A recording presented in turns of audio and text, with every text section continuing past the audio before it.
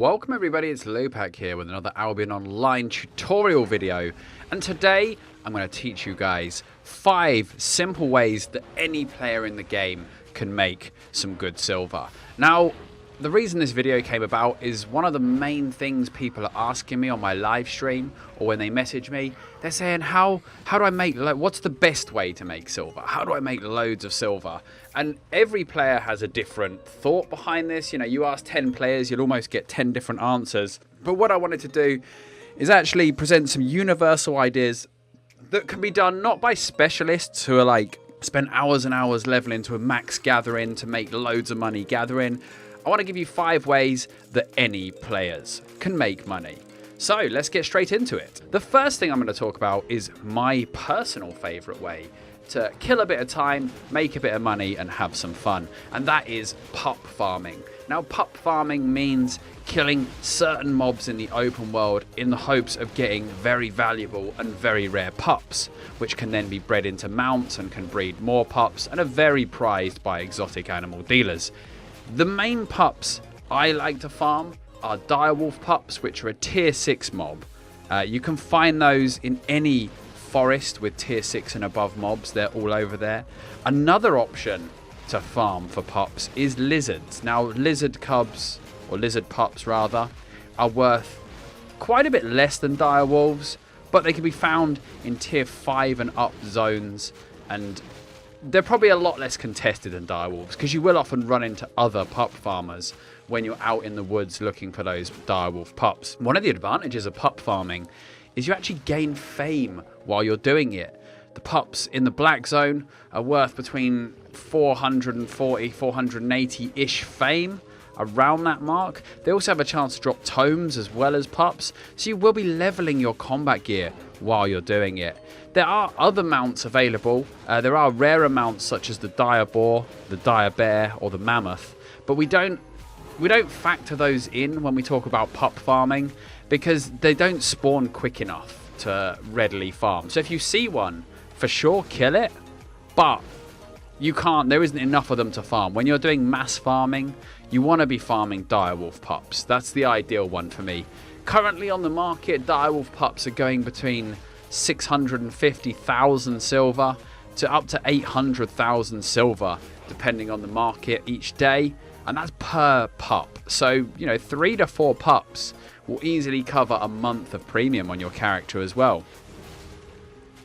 Stags are another droppable mount that we talk about when pup farming, but stags generally are too cheap.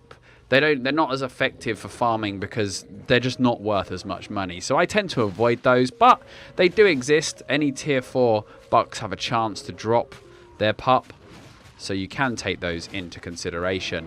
And a little bonus when you are pup farming is if you do happen to be able to skin tier 6 mounts, then a bonus for you, you'll be able to skin the direwolves and make a lot of extra profit off of their leather. Next up on our list of money-making activities is what I like to call treasure hunting. Now, this is a very, very fun way to make some money because it gets you out in the open world, roaming tile to tile, and you honestly never know what you're going to encounter, whether it's other players, rare loot. You know, excitement can be around every corner, and that is the beauty of an open world sandbox environment. First thing you're going to need when you set off treasure hunting is a nice fast mount. The quicker you can move tile to tile, the more you can make, and you'll also be able to escape anybody who's out there trying to kill you while you are hunting for treasure. You're also gonna want a nice big bag with lots of capacity because the more you can carry, the more you can make in one single run. Once you get out, choose any of the zones. It doesn't actually matter whether you go to Anglia, Mercia, Cumbria, or even the Royal Continent for treasure hunting, as long as you're going to the right places. We're looking for a variety of things out in the open world, the first of which is going to be hidden treasures. Now, these are disguised loot boxes around the world. Each biome has a different theme, and there's an associated treasure with it. So the hidden treasures in the forest will look like an old stump. In the steps map, they'll look like a rock and so on and so forth. What you need to do is break these open and you'll get a nice loot roll. The main focus of the loot roll is treasures, which can be cashed in at various cities. You're probably just going to want to head back and sell them all at Carlion though, unless you're looking to do some merchanting, which we'll describe later. Hidden treasures also have a chance to drop other loot as well. You can find even tomes of insight, rare pieces of gear and all sorts, so you never know what you're going to get. Because of the weight of the treasure, I generally recommend only picking up the tier 5 and 6 treasures, which are worth 25,000 and 5,000 silver apiece respectively. The tier 4 treasures, which are the most common, are worth only 1,000 silver, and they do weigh a fair bit, so they're honestly not worth the bag space unless you're very, very close to the portal. Another thing to look for when out treasure hunting are treasure chests. Now these are a lot more obvious. They just look like a little chest on the ground. They're often guarded by mob camps as well, but they're definitely worth clearing to. If you can grab the treasure inside, break open the chest, and you'll get a nice chunk of silver, as well as runes, souls, and the occasional rare item. Finally, if you happen to be running through a zone with a silver zone or a relic locker, you should definitely stop by. The silver zones are full of little piles of treasure that you can pick up. However, the piles on the floor and the small urns actually give very little silver. What we're looking for when we go to a silver zone are the desecrated urns or the cursed urns. You will fight these, and as you're destroying them, a demon will spawn or an apparition. You'll need to defeat this, and this will drop a nice chunk of silver as well as giving you a healthy amount of fame. On top of this, the silver zones or relic lockers have a chest in the center which spawns every hour for most of them. If you happen to be in the zone on the hour, definitely try and grab the chest if you can. Sometimes the loot is absolute junk, and sometimes you could come out a few million richer if you're really, really lucky. Just be warned though, relic lockers are visible to everybody on the map, and you'll quite often have to fight people if you want to take the treasure. Next up on our list of money makers is focus refining. Now this is not quite as exciting as pup farming or treasure hunting, but it's definitely a very, very solid way to make money. Now the premise of this is each of your characters will be getting 10,000 crafting focus per day because they all have premium. If they don't have premium, you should be immediately working towards getting premium on your characters. What we do here is we use our crafting focus to refine rare resources with a good resource return, and then we sell it off at a profit because we've made so much of it. What you'll need to do is first unlock tier 4 refining in any of the refining categories other than stone. You are going to need a bit of silver to get going with this initially, but once you're up and running, not only will it get more efficient with time as your skill increases, but you'll have more money in order to buy more stuff. So we're going to shop for 0.3 resources or 0.2 once the profit margins go down. We're going to look for the raw resources, and also you will need to pick up some tier 3 refined resources to refine your tier 4. Then you're going to look for a Carlion workstation. It has to be Carlion, not your personal island, because you need the resource return to make a profit. We're going to look for a station with a nice low cost to use. If possible, a guild one is even better. If your guild happens to have a city plot, refining in your city plot is the best thing you can do, but does involve a bit of traveling. Once you've selected your crafting station, you want to go there, you want to activate crafting focus for your craft and produce as much of the resource as you can in its refined state. Then you can head back to the market, check the average prices of your produced good and sell it on for a handsome profit. Now the reason you make so much money is because using crafting focus gives you a lot of the raw resources back. In Carlion you'll actually be receiving 45% of the resources back, and this means that as long as you have focus you can make more money. The great thing is as well with focus refining, you can only do as much as you have focus, so it's not 24/7 you're going to be sat at the refiner. You only need to go once every 3 days when you cap out at 30k focus. And as your skill increases in refining, you're going to be actually making more and more profit because your focus costs will go down, your efficiency will be better, and you'll be able to refine more resources with the same focus. And as you increase in level, don't be afraid, if you've got a bit of money behind you, to do some focus refining on more rare stuff. 6.3, 7.3, even 8.3. If you have the money to invest, you can make a hell of a profit. Number 4 on our money making list is merchant running. Now, this is something that was hugely popular at the start of the game, when the royal cities were heavily populated as well as Carlion. The game has changed a little bit since then, and we're going to talk about that, but first I'll go over the basic premise. Now, merchant running is as simple as taking something that is cheap in one city and running it to a city where it's less cheap. Now, this was very, very popular when the royal cities were so busy, but now they're a lot quieter. It's kind of evolved into something different.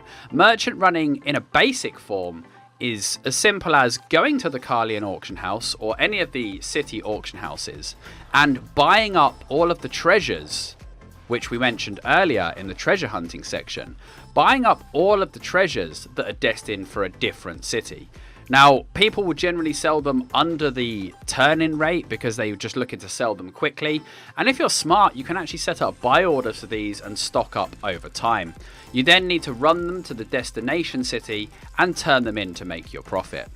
Obviously, the more you can carry, the more money you can make. So weight equals profit when it comes to merchant running. You'll see merchants use mammoths, tier 8 oxes, anything they can to maximize their value per run. But just be wary, the slower the mount you're on, the more chance you have, if you get caught, of going down. There will be gankers out there. You are going to have to run through some unsafe zones on occasion. So take care when transporting your goods. You will need some money behind you to get started. I advise having sort of 2 to 3 million stashed to you to create buy orders for treasures and then load up on the treasures. Obviously the tier 6 and 5 are the most desirable, but if you can't find any more of those, you can always use your excess weight on tier 4, because if you've got the weight capacity, it's better to take some tier 4 as well than just to take nothing. Coming up in the Merlin patch, however, is a complete rejig of the royal systems, which is going to make them much more desirable and much more active. Now, this is where advanced merchants come in. Advanced merchants don't worry about treasures. They go city to city and they will actually make massive spreadsheets, do insane maths, trying to work out what sells the best where. Each of the royal cities is going to have a resource of focus, and specialist goods are going to be coming out of them. So, for example, Bridgewatch will be the place to go for leather, and it's going to be absolutely flooded with leather from all the gatherers. So, realistically, you could run huge amounts of cheap leather from Bridgewatch, make the journey over to Carlion, and sell it at a profit. Especially desirable will be items as well, crafted in Bridgewatch, because post Merlin they're going to have special stats and bonuses because they were crafted in the Leather City. Advanced merchanting is not for the faint of heart though. You will need to be absolutely perfect with your buy orders, your sell orders, and really keep track of what you're moving to where and what the average prices are. Finally on our money making list is gathering rare resources. Now, a lot of people think, when they think of gathering, they think, oh, you have to get to tier 7 and beyond to make good money gathering. You need to be getting the best stuff, otherwise it's not even worth it, so on and so forth. And they just look to power level as quick as possible.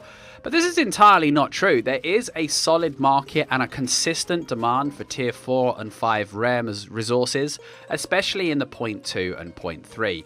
Now, the way we do this is going to Mercia. So just to pre-warn you, you will be going into full loot PvP zones and you can be killed at any time. So stay on your toes. But all you need, realistically, is tier 4 gathering, which is very, very attainable by any player in any discipline.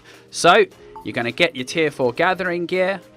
You're going to head out to the Carlion portal and you're going to look around Mercia. You want to find the tile that is the portal tile, so it's nice and close to Carlion, and you want to find the tile where the primary resource is the resource you're looking to gather. Get out there, gather as much rare material as you can, generally focusing on 0.2 and 0.3 wherever possible, but don't be afraid to fill up on 0.1 as well, just to keep your profit margins up. Completely ignore any flat resources in Mercia. Mercia has a very, very high rate of enchantment, so you're only looking for enchanted materials.